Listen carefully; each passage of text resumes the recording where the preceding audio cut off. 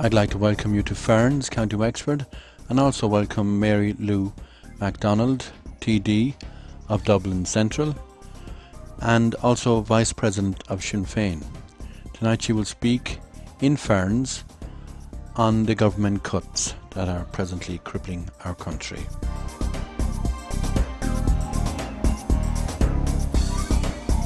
My name is Kevin Breen. I'm a member of Sinn Féin, and I'd like to welcome Mary Lou McDonald to Ferns, once the ancient capital of Ireland, would you believe? So, welcome, Mary. Delighted to be here. Okay, I'd like to ask you, please, Sinn Féin's position on the household charge as it stands at the present, the 29th of March. Well, it's the 29th of March now, which means that there are just 2 days to the government deadline for paying the household charge. In Sinn Féin, we've been clear on this matter from the word go. The household charge is unfair. It's a flat tax on people's homes. It's demanded of people whether or not they have the ability to pay it. It's fundamentally unfair, and I think the people have voted with their feet, if you like, in that now 2 days out, 70% of those who were due to pay this tax have not done so. The government at this stage still has the opportunity to do the right thing. Minister Phil Hogan apologised, we're told, to his party colleagues, his parliamentary colleagues, if he had appeared to be arrogant. Really, the apology that Phil Hogan needs to make is to the people of this state. And more than that, Phil Hogan and the government need to do the sensible thing and scrap this charge. Yesterday we introduced a bill to repeal the charge. We're saying to the government, take that opportunity. And if you are going to levy taxes, how about you look at the very, very highly paid minority in society who you refuse to tax at a high rate? Or how about you look at the public sector, a very small proportion of whom earn in excess of €100,000. That would be a tough choice, but it would be a much fairer choice. The household tax is wrong and should be abolished. Thank you, Mary. I'd also like to ask you, in relation to the upcoming referendum on the fiscal treaty, I'd like to ask Sinn Féin's position on that also. Well, we know now that we're going to have the referendum on the 31st of May, and already the government are out making, sort of threatening sounds to the electorate. They're saying that, in effect, we've no option but to put this through. In fact, nothing could be further from the truth. What the treaty proposes to do is to introduce a regime whereby cutbacks and austerity would be the norm, not just in the short term, not just in the medium term, but indeed in the long term. They want the people of Ireland to give the thumbs up to a strategy of cutbacks and hardship, which so many people know only too well, the kind of strategy that's led to almost 500,000 people out of work, the strategy that has led to thousands of people leaving the country as emigrants, the strategy that has meant children with special needs not getting special needs assistance, and so on. People know that story. What the government are inviting the citizens to do is to allow them to write that kind of economic strategy into law. I mean, I think that the Irish people would be very, very foolish indeed to take the guidance of government on this matter. They say that they have to do the right thing for the European Union and for the euro, and that's okay. But what we cannot allow them to do is to feather the nests of bankers and developers, to sing the tune of Angela Merkel and Nicolas Sarkozy, and at the same time ask the people of this country to suffer. That's not on.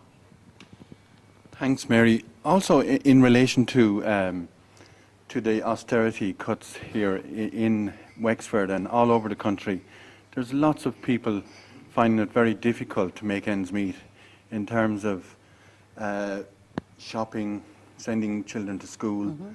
Mm-hmm. How does Sinn Féin feel about that? Do you feel that we'll ever get what we've lost back in terms of the cuts? I think that we can. And as hard as things are, and I know so many people are struggling literally just to keep their heads above water, but there is a way in which we can set matters to right. But it does mean that we need to do things in a fundamentally different way. This government has decided to continue with exactly the same policies of the Fianna Fáil government before it. We know where that got us. And the mystery is how they can imagine, if they continue to do the same things, how do they expect to get a different result? So what we want is investment in jobs. We want stimulus for the economy. We want people to have a decent and fair standard of living. All of those things can be achieved. They won't be achieved, though, if we continue with this government's policies. So things are tough. I think sometimes, certainly when I'm in the Dáil, I have the strong impression that very many of the ministers are in a kind of bubble, and either they don't know or they don't want to know what the reality of people's lives really is. Our job, of course, is to represent, as they say, the ordinary Joe and Josephine, people on low and middle incomes, people who are struggling. That's our job. We do it to the best of our ability. And citizens too have to play their part.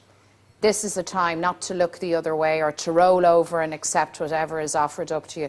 Now is the time to stand up for yourself, to stand up for each other, and to tell this government that having promised much, they've delivered little, and that the people won't tolerate it. Things are tough, but we have to take a stand and we have to have hope. Thank you, Mary. Can I ask you to give Sinn Féin's view on the promissory notes, please?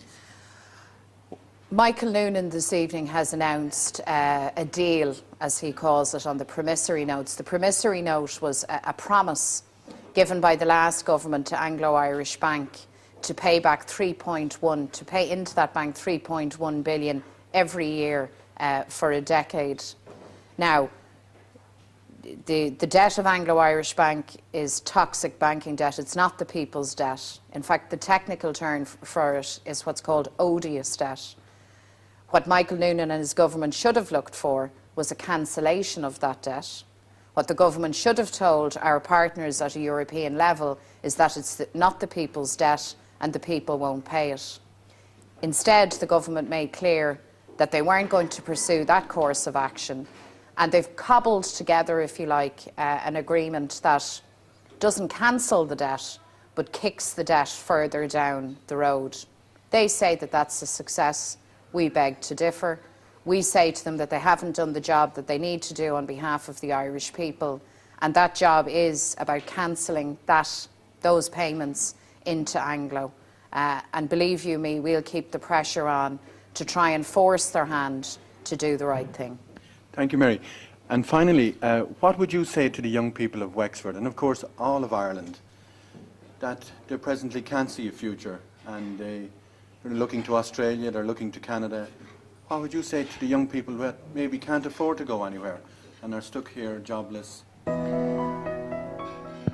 I would say to them that every young person has a right to expect a decent future and an opportunity in their own country, to live here, to work here.